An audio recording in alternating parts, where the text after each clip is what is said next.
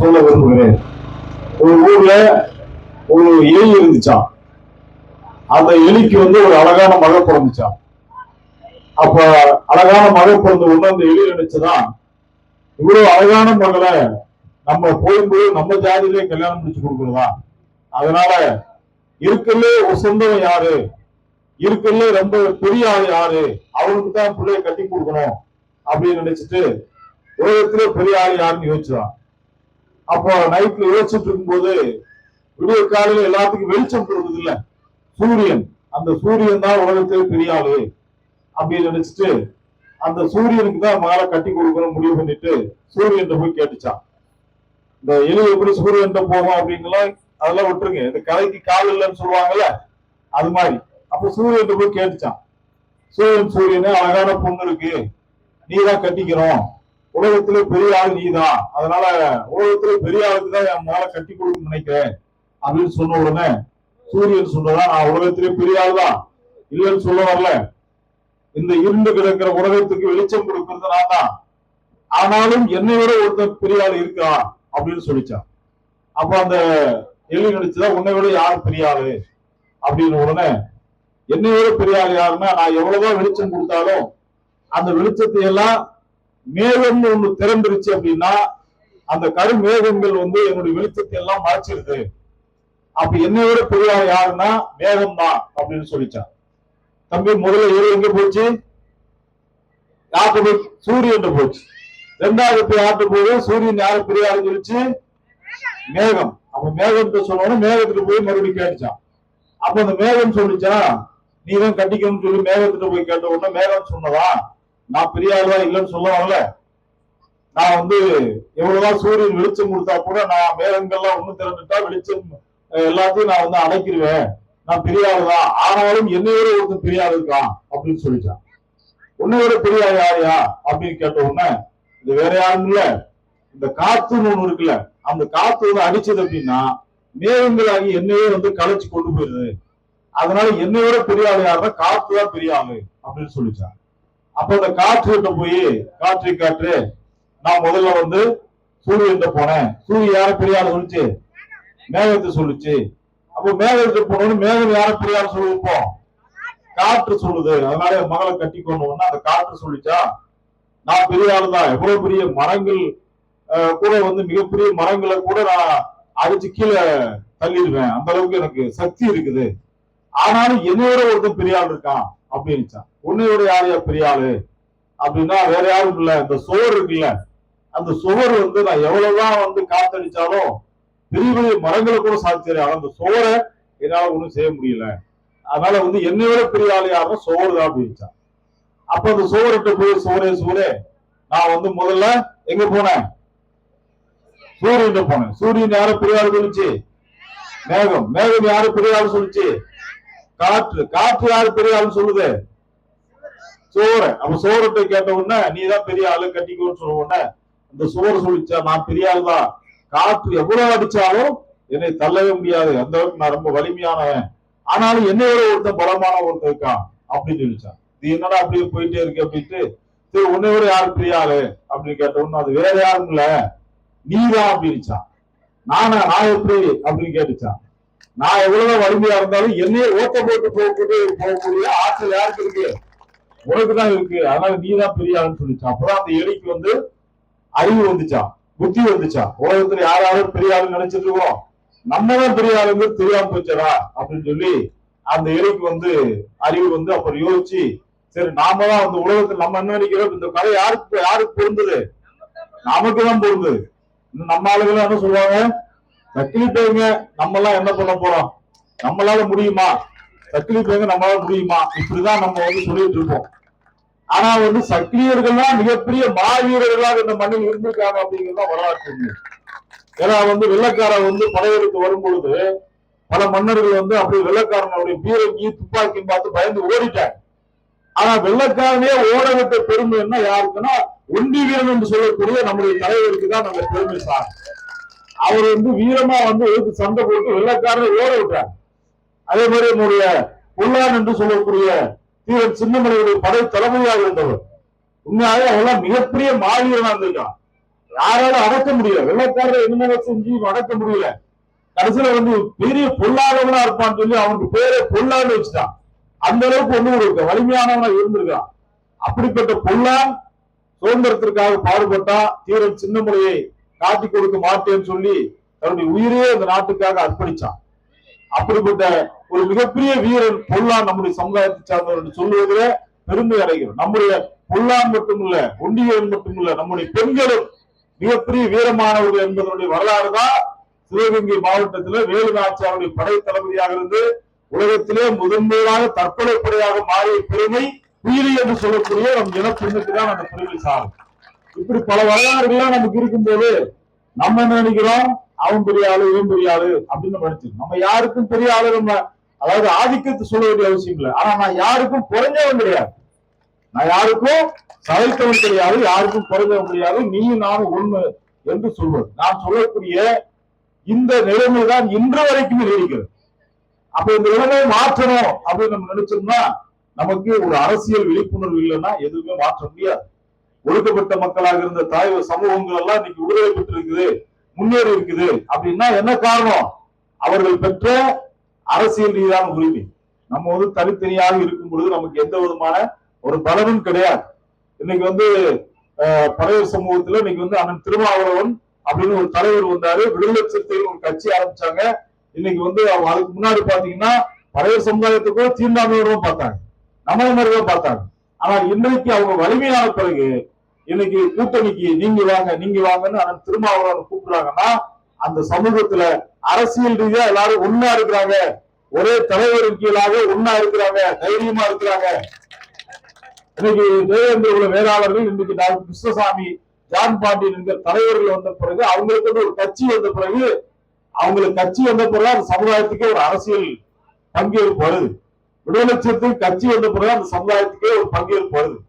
இதையெல்லாம் பார்த்துதான் அரசியல் ரீதியாக நாம் விழிப்புணர்வு பெறணுங்கிறதுக்காக நாங்கள் அருந்ததி இளைஞர்கள் சேர்ந்து ஆதி தமிழர் கட்சி என்ற ஒரு கட்சியை நம்ம உருவாக்கியிருக்கோம். இந்த கட்சி நமக்கான கட்சி, இந்த கட்சி நம்முடைய உரிமைக்காக போராடுகின்ற கட்சி.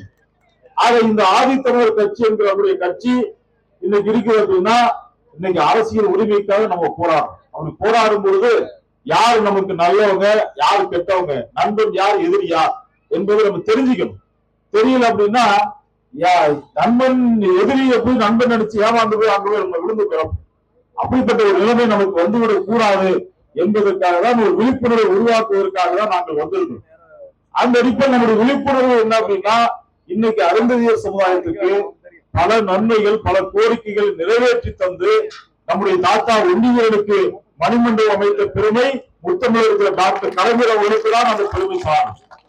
அதேபோல் நம்முடைய தாத்தா பொல்லாதவர்களுக்கு இன்றைக்கு மணிமண்டபம் கடந்த ஒரு மாதத்திற்கு முன்பாக பொல்லாருக்கு மணிமண்டபம் வைத்து அவருடைய தியாகத்தை போற்றிய தலைவர் முத்துவேல் கருணாநிதி ஸ்டாலின் என்கிற ஒரு முதலமைச்சர் தான் அந்த பெருமைக்குரியவர். நம்முடைய வீரமங்கை குயிலி அவர்களுக்கு நினைவு சின்னம் எழுப்பி சிலை அமைத்து குயிலியினுடைய சிலையை திறந்த பெருமையும் நம்முடைய ஸ்டாலின் அவர்களுக்கு தான் அந்த பெருமை சாரும். நம்முடைய அருந்ததியர் மக்களுக்கு கல்வியில் வேலை வாய்ப்பில் இடஒதுக்கீடு இல்லாமல் இருந்தது. ஏன்னா வந்து இடஒதுக்கீடுனா இடத்தை ஒதுக்கி கொடுக்கறது இல்ல. ஒரு படிப்புல வந்து 100 MBBS சீட் இருக்கு அப்படின்னா எல்லா சமுதாயங்களும் அதுல வந்து போவாங்க, எல்லா பிள்ளைகளும் படிப்பாங்க, நமக்கு கிடைக்காது. முன்னாடி வந்து எப்படின்னா ஒரு 18 இட்லியை வந்து ஒரு தட்டுல போட்டு வச்சிருப்பாங்க. அந்த தட்டுல அண்ணன் தம்பி 3 பேர் இருக்கிறோம், நம்ம இருக்கிறோம், ஆதித்யராவ் இருக்கிறாங்க, தேவேந்திர வேலா இருக்கிறாங்க, எல்லாரும் சேர்ந்து சாப்பிடுங்கன்னா வலிமையா இருக்கிறவங்க போய் எல்லாத்தையும் சாப்பிடுறான், நம்மளால சாப்பிட முடியல. அப்ப நம்ம என்ன சொன்னோம், எங்களுக்கு ஒரு 3 இட்லியை தனியா எடுத்து வைங்க, நாங்க எப்ப எங்களால முடியுமோ நாங்க சாப்பிட்டுக்கிறோம், எங்களுக்குன்னு தனியா கொடுத்துட்டீங்கன்னா நாங்க அவங்க வந்து எங்களால தலையிட முடியாது, அதனால எங்களுக்கு தனியா உள்ஒதுக்கீடு கொடுங்க என்று நாம் கேட்டோம். அந்த கேட்டதனுடைய வெளிப்பாடுதான் இன்றைக்கு 3% இடஒதுக்கீடு அருந்ததியர் மக்களுக்கு டாக்டர் கலைஞர் அவர்களால் கொடுக்கப்பட்டு இன்றைக்கு எல்லாரும் அந்த நமக்கான இடஒதுக்கீடுல வந்து பயனடைஞ்சிட்டு இருக்கிறாங்கன்னா அது சாதாரணமான விஷயம் கிடையாது. அது இந்த இடஒதுக்கீடு கொடுத்தது யாரு அப்படின்னா அதுவும் திமுக அரசு தான் நமக்காக கொடுத்தது. இப்படி திமுக என்கிற கட்சி, திமுக அரசு அருந்ததியர் மக்களுக்காக எண்ணற்ற பல கோரிக்கைகளை நிறைவேற்றி தந்திருக்கிறார்கள் என்கிற முறையில நம்முடைய குரலும் சட்டமன்றத்தில் ஒரு அருந்ததியர் குரலும் ஒலிக்கவே நாம திமுகவுக்கு ஆதரவு கொடுத்து நாம இந்த பிரச்சார பயணத்தை கன்னியாகுமரியிலிருந்து சென்னை வரைக்குமே நம்ம நடத்திட்டு இருக்கோம். சென்னை வரைக்கும் இந்த நடத்துகின்ற இந்த பயணம் என்பது உண்மையாவே ஒரு 22 மாவட்டங்கள் கடந்து நாங்க உங்க மாவட்டத்துக்கு வந்திருக்கோம். கிட்டத்தட்ட ஒரு மாதத்துக்கு மேலாக நாங்க பயணம் செஞ்சுக்கிட்டே இருக்கோம். 1.5 மாசம் ஆயிடுச்சு. இந்த நவம்பர் 21 ஆரம்பிச்சு இன்று வரைக்குமே பல கிராமங்களை சந்தித்து நம்முடைய மக்கள் மத்தியில் விழிப்புணர்வை ஏற்படுத்தி நாங்க வருகிறோம் அப்படின்னா உண்மையாகவே நம்முடைய மக்கள் கொடுக்கின்ற அளப்பரிய உங்களை போன்ற அந்த அன்போடு கொடுக்கின்ற வரவேற்பு தான் எங்களுக்கு கிடைக்கின்ற ஒரு மிகப்பெரிய ஒரு எனர்ஜியாக நாம பார்க்கிறோம். நம்முடைய ஆண்களும் பெண்களும் தாய்மார்களும் நம்முடைய இளைஞர்களும் திரண்டு நீங்கள் கொடுக்கின்ற வரவேற்பு என்பது எங்களை தைரியப்படுத்துகிறது. ஆகவே இன்னும் நாம அரசியல் விழிப்புணர்வு இல்லாமல் இருந்தோம்னா நம்ம எந்த சூழலும் எந்திக்கவே முடியாது. இப்ப நீங்க ஒரு ஆதி திராவிட பகுதிக்கு போங்க, அங்க ஒரு போர்டு இருக்கும், விடுதலை சிறுத்தைகள் கட்சி போர்டு இருக்கும், ஒரு கொடியேற்றப்பட்டிருக்கும். ஒரு தேவேந்திர வேளாண் பகுதிக்கு போங்க, டாக்டர் கிருஷ்ணசாமி போனோ அல்லது ஜான்பாண்டி போனோ அங்க இருக்கும், அங்க கொடி ஏற்றப்பட்டிருக்கும். ஆனா ஒரு காலனியில எந்த போர்டும் இல்லாம இருக்குன்னா அது நம்மளுடைய காலனி தான். அருந்ததியை நம்ம கண்டிப்பா கவனிச்சோம். ஏன் அப்படி நம்ம இருக்கிறோம்? அப்ப நமக்கு அரசியல் ரீதியாக விழிப்புணர்வு இல்லாமல் இருக்கிறதுனால காரணம். ஒரு வீட்டுக்கு எப்படி கதவு முக்கியமோ அது மாதிரி ஒரு பகுதிக்கு ஒரு பெயர் பலகை கண்டிப்பாக இருக்கணும். அந்த பெயர் பலகை என்பது எதனுடைய அடையாளம்னா நாங்களாம் அரசியலா இருக்கிறோம்ப்பா, பார்த்து வாங்கப்பா, எங்களை கடந்து சாதாரணமா இணைச்சிடாதீங்க என்று சொல்லுகின்ற ஒரு பெயர் பலகை தான் அந்த பெயர் பலகை. என்னை பொறுத்த மட்டும் நீங்க நம்முடைய பகுதியில ஒரு பெயர் பலகை கண்டிப்பா வைக்கணும். ஒரு பெயர் பலகை வச்சீங்க அப்படின்னா தான் நம்முடைய பகுதிக்கு ஒரு மரியாதை இருக்கும். நம்ம தாத்தா ஒட்டிகளின் படத்தை போடுங்க, இங்கிட்டு என்னுடைய படத்தை போடுங்க, ஆதி தமிழர் கட்சின்னு சொல்லி பிரமாண்டமா அப்படி நீங்க ஒரு போர்டு வச்சீங்கன்னா அந்த அளவுக்கு ஒரு தைரியமா நம்முடைய குயிலி அம்மா படத்தை போட்டு வச்சீங்கன்னா வரக்கூடிய தலைமுறைகள், நம்ம பெரிய ஆளுங்க, நம்ம வயசானவங்க எல்லாம் நம்ம இனிமே நம்ம ஒன்றும் செய்ய போறது இல்லை. வரக்கூடிய தலைமுறைக்கு நம்ம அரசியல் விழிப்புணர்வு கொடுக்கணும். அந்த விழிப்புணர்வு இல்லாதனாலதான் நம்ம எதுனமோ பண்ணிட்டு முன்னாடி எல்லாம் பாத்தீங்கன்னா நம்ம ஆளுங்க ரெட்டலையை தவிர எதுவுமே தெரியாது. எம்ஜிஆர் படத்தை நெஞ்சில் குத்தி வச்சிருப்பாங்க. எம்ஜிஆருக்கு சிலையை பார்த்தோம்னு எனக்கு ஞாபகம். எங்க தாத்தா எல்லாம் பாத்தீங்கன்னா அப்படியே கையில எம்ஜிஆர் படத்தை குத்தி வச்சிருப்பாங்க, பச்சை குத்தி வச்சிருப்பாங்க. இந்த நெஞ்சில ரெட்டலை இருக்கும். அப்படிதான் நம்ம இருந்தோம். ஆனா எம்ஜிஆர் நமக்காக என்ன செஞ்சாருன்னா ஒண்ணுமே செய்யல. அவர் நம்ம மதுரைகளின் படத்துல மதுரைகள் நடிச்சாரே தவிர நம்ம மக்களுக்காக எதுவும் பண்ணல. அவருக்கு பின்னாடி அம்மா ஜெயலலிதாவும் எதுவும் நமக்கு பண்ணல. இன்னைக்கு கலைஞர் நம்ம கலைஞருக்கு நம்மளால ஓட்டு போடவே மாட்டாங்க. ஆனா கலைஞர்கள் நமக்கான அத்துணை கோரிக்கைகளும் நிறைவேற்றி தந்திருக்கிறார் சொன்னோம்னா உண்மையாக நம்ம பெருமையா நினைக்கிறோம். ஆகவேதான் நாம் திமுகவோடு இணைந்து அவர்களுக்கு ஆதரவாக இந்த பயணத்தை நாங்கள் நடத்தி கொண்டிருக்கிறோம். இன்னும் எத்தனையோ கட்சிகள் வரலாம். அதிமுக எடப்பாடி பழனிசாமி முன்னாடி இருந்த அதிமுக கிடையாது. அம்மா ஜெயலலிதா இருக்கும்போது இருந்த அதிமுக இல்ல. இப்ப இருக்கிற அதிமுக மோடி காலில் விழுந்து கிடக்கு, நரேந்திர மோடி காலில் விழுந்து கிடக்கு. நரேந்திர மோடி என்ன செய்றாரு? தமிழ்நாட்டை மட்டும் வளரவே விடக்கூடாது, தமிழ்நாட்டை அடிமை நாடு ஆட்டம் துடிக்கிறார். நரேந்திர மோடியும் அமித்ஷாவும் தமிழ்நாட்டை அடிமை நாடா மாத்தணும் நினைக்கிறாங்க. ஆனா அதுக்காக நிதி கூட கொடுக்க மாட்டேங்கிறாங்க. இந்தி நீங்க படிக்கணும், நிதி கொடுக்க மாட்டோங்கிறாங்க. இந்தி நாங்க எதுக்கு படிக்கணும்? இல்ல இந்தி படிச்சாதான் வேலை கொடுப்போம். சரி, அப்பெல்லாம் இந்தி பானிபூரி விக்கிறதுக்கா வட மாநிலத்தெல்லாம் இங்க வர்றான், அவன் ஹிந்தி பேசுறவங்க தான். அவனுக்கு எல்லாம் நீங்க வேலை கொடுத்துட்டீங்களா? பீகார்ல இருந்து உத்தரப்பிரதேசத்துல இருந்து எத்தனை பேர் வர்றாங்க? இன்னைக்கு கட்டட வேலைக்கு வர்றாங்க. இன்னைக்கு வயல்ல இறங்கி வேலை செய்யறது கூட வட மாநில தொழிலாளர் வந்தாங்க. அவங்களுக்கெல்லாம் நீங்க என்ன பண்ணிட்டீங்க? அவங்களுக்கு வேலை கொடுத்திருந்தா அவங்க இங்கே வர்றாங்க தமிழ்நாட்டுக்கு. அப்போ இதெல்லாம் மக்களை ஏமாற்றுவதற்கான ஒரு வழியை நரேந்திர மோடி செய்கிறார். நரேந்திர மோடி காலில் விழுந்து இன்னைக்கு எடப்பாடி பழனிசாமி கிடக்கிறார். என்ன செய்ய போறாரு தெரியும். இன்னொரு பக்கம் நடிகர் விஜய் வந்துட்டார். நடிகர் விஜய் பொறுத்த மட்டும் ஒரு நடிகரா நம்ம எல்லாம் நேசிக்கிறோம். நானும் விஜயனுடைய நடிப்பு பிடிக்கும். ஆனால் ஒரு தலைவனாக நடிகர் விஜய் வச்சு பார்க்க முடியல. ஏன்னா கரூர்ல 41 பேர் இறந்தாங்க. 41 பேர் இறந்த உடனே அவர் என்ன செஞ்சிருக்கணும்? அந்த இடத்துல இருந்து மக்களை பார்த்துட்டு வந்திருக்கும். இப்ப நான் உங்க ஊருக்கு வரேன், உங்க ஊர்ல நான் பேசிட்டு இருக்கும்போது ஒரு பிரச்சனை ஆயிடுது அப்படின்னா நான் அந்த ஊரை விட்டு போகலாமா? போகக்கூடாது. நான் இருந்து அந்த மக்களுக்கு என்ன செய்யணுமோ அதை செஞ்சுட்டு தான் போகணும். அப்படி போனாதான் ஒரு நல்ல தலைவர். ஆனா விஜய் சம்பவம் 41 பேர், ஒரு ஆள் 2 பேர் இல்ல, 41 பேர் இறந்துட்டாங்க. அவரை பார்க்க அவர் அடிச்சு பிடிச்சு ஓடிட்டாரு. திருச்சிக்கு போயிட்டு அவருடைய மெட்ராஸுக்கு பிளைட் பிடிச்சு ஓடிட்டார். இது ஒரு தலைமைக்கு அழகா சொல்லுங்க? ஒரு தலைமைக்கு அழகே கிடையாது. இன்னும் குறிப்பா நம்முடைய அருந்ததிய சமூகத்தை சேர்ந்த இளைஞர்கள் 7-8 பேர் இறந்திருக்காங்க. அதுல இன்னும் இழப்பீடு வாங்காதவங்க கூட இருக்காங்க. மதுரை மாநாட்டுக்கு ரித்திக் ரோஷன் ஒரு பையன், குன்னூர் ஊட்டி பக்கத்துல, அவங்களுக்கு இன்னும் இழப்பீடு கூட கிடைக்கல. அப்போ இப்படிப்பட்ட ஒரு நிலைமையில தான் இன்னைக்கு விஜய் வர்றாரு. அப்ப விஜய் எந்த அடிப்படையில் அவன் ஏற்றுக்கொள்ள முடியும்? அவங்க அப்பாவோ அண்ணனோ தம்பியோ அந்த இடத்துல செத்து கிடந்தா விஜய் போவாரா? போக மாட்டாரா இல்லையா? எவனோ செத்து கிடக்கிறான். ரசிகர்கள் என்னது அவங்களுடைய அடிமைகள் மாதிரி நினைக்கிறாங்க, முட்டாள் மாதிரி நினைக்கிறாங்க.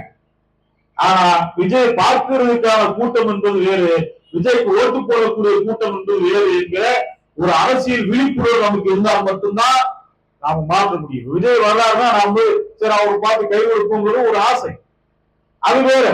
ஆனா விஜய்க்காக ஓட்டு போடணும்னு சொல்றதுக்கு வேற. விஜய்க்கு ஓட்டு போட்டோம்னா இன்னொரு மோடியுடைய ஒரு அடிமையா தான் இன்னைக்கு அவர் வந்துட்டு இருக்கிறார். கடந்த காலம் நடந்து கொண்டிருக்கிற நிகழ்வுகள் எல்லாமே அப்படிதான் காட்டுகிறது. ஆகவே எந்த சூழ்நிலையிலும் நான் இங்க இருக்கின்ற இளைஞர்களுக்கு நான் அன்போடு கேட்டுக்கிறேன், இன்றைக்கு எல்லாமே சாதியா இருக்குது. விஜய் ரசிகராக இருந்தவர் எல்லாருக்கும் மாவட்ட பதவி கொடுத்துட்டாங்களா? நம்மளுக்கு எத்தனை பேருக்கு மாவட்ட பதவி கொடுத்திருக்காங்க? ஒருத்தருக்கும் கொடுக்கல. ஒன்றிய செயலாளர் கொடுத்திருக்காங்களா? ஒண்ணுமே கொடுக்கல. நம்ம எல்லாம் ஓட்டு போடுற மிஷின் தான் நினைக்கிறாங்க. நம்ம கோரிக்கைகளை கேட்க மாட்டாங்க, நம்ம கஷ்டங்களை புரிஞ்சுக்கிற மாட்டாங்க, நம்ம ஓட்டு போடுறதுக்கு மட்டும்தான் பார்ப்பாங்க. ஆனா நம்முடைய கஷ்டங்களை புரிந்து கொண்ட ஒரே தலைவர் முத்தமிழறிஞர் டாக்டர் கலைஞர் அவர்களும் முத்துவேல் கருணாநிதி ஸ்டாலின் அவர்களும் தான் நம்முடைய கஷ்டங்களை புரிந்து நமக்காக பல திட்டங்களை கொண்டு வந்திருக்கிறார்கள். இன்னைக்கு மகளிருக்கு 1000 ரூபாய் உரிமை தொகை சாதாரணமா எத்தனை மகளிர் இன்னைக்கு பயனடைகிறாங்க? 10-12 படிக்கிற பிள்ளைகளுக்கு மாசம் 1000 ரூபாய் இன்னைக்கு கொடுக்குறாங்களா இல்லையா? இன்னும் மகளிருக்கு உரிமையத்திற்கு உயர்த்த போறாங்க. அதே மாதிரி பள்ளி செல்லுகிற குழந்தைகளுக்கு காலை உணவு திட்டம், காலையில உணவு கொடுக்கிற இந்த மாதிரி எந்த நாட்டிலும் இதுவரைக்கும் வரல. உலகமே பாராட்டுகிறது. இன்னைக்கு நம்பர் 1 இடத்துல கல்வியில இந்தியாவிலே நம்பர் 1 தமிழ்நாடு தான் இருக்கிறது. கல்வியில வருமானத்தில் தமிழ்நாடு தான் இருக்கிறது. விளையாட்டுத்துறையில தமிழ்நாடு தான் நம்பர் 1 இருக்கிறது. மருத்துவத்துறையில தமிழ்நாடு தான் நம்பர் 1 இருக்கிறது. அது இப்படிப்பட்ட நம்பர் 1 இருக்கின்ற நம்முடைய முதலமைச்சர் அவர்கள் மீண்டும் அவர் முதலமைச்சராக பதவி ஏற்க வேண்டும், 2வது முறையும் திமுக ஆட்சி அமைக்க வேண்டும் என்பதுதான் இந்த பயணத்தினுடைய அடிப்படையான நோக்கம். அதற்காக தான் நாங்கள் பிரச்சாரம் செய்து கொண்டு வருகிறோம். எங்களுடைய இந்த கருத்துக்களுக்கு நீங்கள் செவிமடுத்து எங்களுடைய கருத்துக்களை கேட்டது மட்டுமல்ல, நீங்கள் அசல் போட்டு பாருங்க. நான் சொல்றது உண்மையா பொய்யான்னு சொல்லி நீங்கள் யோசிச்சு பாருங்க. அதுல உண்மை இருந்தால் கண்டிப்பாக திமுகவை தவிர யாருக்குமே ஓட்டு போடாதீங்க. அதுதான் நாம் செய்கின்ற நன்றி கடனாக திமுகவுக்கு இருக்கும் என்பதைத்தான் இந்த நேரத்தில் நான் சொல்ல விரும்புகிறேன். ஆக அந்த அடிப்படையில இந்த பயணத்தில் எங்களோடு வந்திருக்கின்ற அத்துணை தோழர்களுக்கும் நன்றி கூறி, குறிப்பாக பெஸ்ட் ஆசிரியர் அமைப்பினுடைய எங்களுடைய பாசத்திற்கும் அன்பிற்கும் உரிய அண்ணன் அவர்கள், அண்ணன் ராஜா அவர்கள் உடன் வந்திருக்கிறார். அவருக்கு எங்களுடைய நெஞ்சார்ந்த நன்றிகளை இந்த நேரத்தில் நான் தெரிவிக்க கடமைப்பட்டிருக்கிறேன். அதே போல பெரம்பலூர் மாவட்டத்தினுடைய செயலாளர் அண்ணன் சக்திவேல் அவர்கள், பெரம்பலூர் மாவட்டத்தினுடைய ஆதித்தமிழர் கட்சியுடைய தோழர்கள், மத்திய மண்டலத்தினுடைய பொறுப்பாளர்கள் அத்துணை பேருக்கும் எங்களுடைய நெஞ்சார்ந்த நன்றிகளை கூறி, வரக்கூடிய தேர்தல் ஒரு மிகப்பெரிய ஒரு போராட்ட களமாக இருக்கும். அந்த போராட்ட களத்துல நாம் யாரையும் நம்பி ஏமாந்து விடக்கூடாது. நமக்கு யாரு நல்லது செஞ்சாங்களோ அவங்களுக்கு நல்லது நாம் செய்வோம். நம்ம யாரு பயன்படுத்தி ஓட்டு மிஷினா பார்க்க நினைக்கிறாங்களோ அவங்களுக்கு புறக்கணிப்போம். அந்த அடிப்படையில் திமுக தான், முத்துவேல் கருணாநிதி ஸ்டாலின் தான் அடுத்த முதலமைச்சர் என்கிற முறையில அவருக்கு நீங்கள் ஆதரவு கொடுக்க வேண்டும் என்று உங்களை நான் அன்போடு கேட்டுக்கொண்டு, இன்னும் சில பகுதிகளுக்கு செல்ல வேண்டி இருப்பதால் என்னுடைய உரையை முடித்துக் கொண்டு விடைபெறுகிறேன். நன்றி, வணக்கம்.